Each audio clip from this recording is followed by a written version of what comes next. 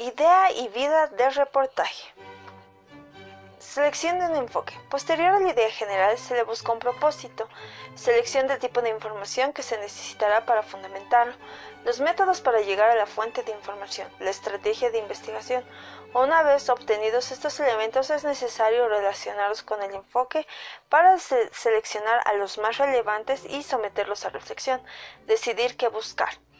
El periodista con experiencia tal vez tenga un instinto para definir un enfoque. Lo más recomendable es pensar antes de actuar, evaluar la hipótesis, el enfoque y las fuentes que lo van a sustentar. Los 7 elementos o categorías son: 1. Información básica o de referencia. 2. Información actual. 3. Testimonios. 4. Ambientes. 5. Personas. 6. Conceptos. 7. Interpretaciones. Criterio para seleccionar las fuentes. ¿A qué tipo de elementos debo dar importancia y en qué me voy a basar para obtenerlos? Información básica. Debemos ver los antecedentes de la situación. Los hechos del pasado que ayuden a explicar el presente solamente se deben de hablar los más importantes. La información actual tiene estrecha relación con lo noticioso y lo novedoso. El enfoque ayudará a seleccionar la información más relevante. Ejemplo, si se trata de un desastre natural, se reflejará las consecuencias de modo general. Los testimonios. ¿Es relevante para mi reportaje contar con la versión de primera mano del protagonista? ¿Resulta de interés o ayuda a hacer más atractivo el trabajo? ¿De quién se debe obtener este testimonio?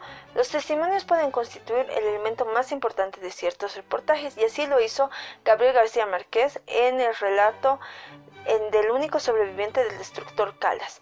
En otros casos, los relatos no son tan fundamentales como el reportaje, pero pueden darle color, vida y sentido humano. Los ambientes o los lugares o locaciones de los hechos pueden ser de gran importancia para los reportajes. Las entrevistas. Existen reportajes cuyo punto central de interés es una persona en particular, pues el enfoque gira alrededor de esta persona. Los conceptos. Puede ser necesario explicar algunas definiciones en algunos casos, o incluso estas definiciones pueden ser parte central de un debate. Las interpretaciones están vinculadas a las definiciones y conceptos y ayudan a entender un hecho más allá de la cronología, más bien establecer las relaciones de dependencia entre los factores que producen un hecho. Requiere de reflexión idealmente similar a la de los científicos. Criterios de selección y orden. 1. Repasar la información para tener una idea global del tema. 2. En relación con el enfoque. 3. Elementos que refuerzan el trabajo. 4. Además de los elementos esenciales y de refuerzo, los reportajes tienen el componente de la anécdota, el colorido y la originalidad. Finalmente, es necesario identificar los elementos accesorios que no tienen una función de soporte ni de contenido ni de estilo. Un gran saludo, licenciada Rosemary y compañeros. Más allá de la información que nos habla, es someter a razonamientos y preguntarnos qué significados puede tener, qué conclusiones podemos obtener y cuáles podrían ser el desarrollo que hemos registrado. Tenemos 3 puntos o 3 procedimientos comunes para inferir y son los siguientes. Punto número 1 es la extrapolación. Punto número 2, la interpolación y por último, la analogía.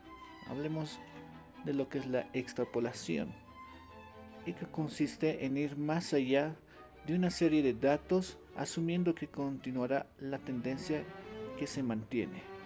La interpolación. Bueno, esto nos habla de que es el llenado de espacios vacíos entre hechos establecidos que conforman una serie. Y por último, la analogía, que es suponer una situación que no conocemos totalmente, que tiene elementos similares a otra de la que sí sabemos sus detalles. En síntesis, se establecen relaciones entre dos cosas, personas o situaciones diferentes con alguna semejanza entre ellas.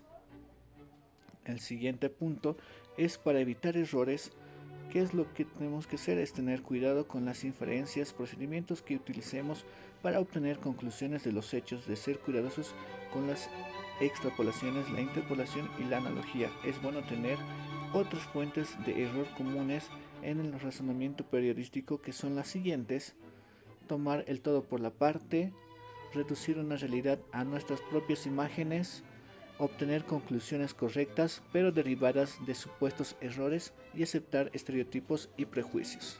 Podemos hablar de lo que son tomar el toro por la parte, que consiste en atribuir a un fenómeno las características que tiene a una parte de él, evitar ciertos elementos dramáticos de hechos no representativos, reducir a una realidad a nuestras propias imágenes. Nos habla de entender y tratar de reducir a experiencias, símbolos y datos que no son familiares, explicar con generalidad los fenómenos. Obtener conclusiones correctas, pero derivadas de supuestos errores. No debemos olvidar que un fenómeno puede intervenir multiplicidades de variables y aceptar estereotipos y prejuicios. Así como los seres humanos, los periodistas guardamos bastantes prejuicios de raza, países, profesiones, sexo, ideología y hasta horas del día. Si luchamos contra estas y otras posibles causas de errores y someternos a una fuerte crítica, nuestros propios razonamientos, seremos capaces entonces de completar un proceso vital para el reportaje. Este proceso es fundamental para el éxito del reportaje. Muchas gracias, mi nombre es Juan José Chura Calizay. Hola, ahora vamos a continuar con deducción, inducción y razón. Según el autor, la inducción es un método de razonamiento para desarrollar conocimientos científicos o afirmaciones periodísticas. Una de las cosas que nos va a decir es que se practica con una dosis de razón, y el método que nos va a ayudar a esto va a ser el silogismo. Por ejemplo, las premisas más clásicas que todos conocemos o alguna vez hemos escuchado. Premisa 1. Todos los hombres son mortales. Premisa 2. Sócrates es hombre. En conclusión, diríamos que Sócrates es mortal. El método inductivo, dice, por sí solo no era capaz de superar el estado de las cosas. Si bien estaba basado en la experiencia de las personas, podía tener conclusiones equivocadas. Por eso es que la razón va a superar de alguna manera el empirismo, que nos va a permitir llegar mucho más allá de la experiencia. Una de las cosas que también el autor se refiere en su libro es las palabras, actos y pensamientos. En esta parte nos habla precisamente de las entrevistas y sus experiencias que él tiene. Nos dice que citar textualmente a la gente es muy complicado. Por lo tanto, nosotros como periodistas debemos tomar notas. Notas en el momento de la entrevista, después de la entrevista y recordar los más mínimos detalles. El tomar apuntes nos va a servir muchísimo. El autor en el libro menciona cómo a veces incluso toma apuntes cuando el entrevistado no lo ve o cuando sale un momento, si es que hubiera el caso. Y el escribir. Una vez que lleguemos a casa después de hacer nuestra entrevista, tenemos que escribir todo, absolutamente todo lo que recordemos, hasta los más mínimos detalles, antes de que olvidemos eso, porque está fresca la información, que más adelante nos va a permitir pulir esa información y tener un texto más fidedigno. La corrección de fondo. El corrector, por ejemplo, es una especie de abogado del diablo. Es la persona encargada de revisar a profundidad el texto. Por ejemplo, va a intentar determinar cualquier inexactitud, equivocación o interpretación errada del texto. ¿Qué va a revisar el corrector? Va a revisar los asuntos claramente objetivos. Por ejemplo, el nombre, la edad, el sexo de la persona.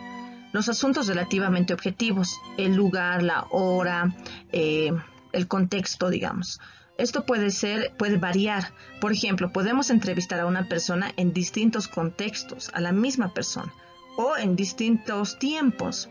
Entonces varía a veces. Los asuntos menos objetivos, por ejemplo, es la contextualización del lugar. Muchas veces esto puede ser cambiante o podemos estar en un momento dado. No sé, me imagino el centro de la ciudad de La Paz en un momento cuando no hay conflictos sociales o en un momento totalmente convulsionado. Entonces es algo menos subjetivo. Los asuntos subjetivos son cuando el corrector revisa realmente de forma detallada cada aspecto que nosotros vamos colocando en nuestro texto.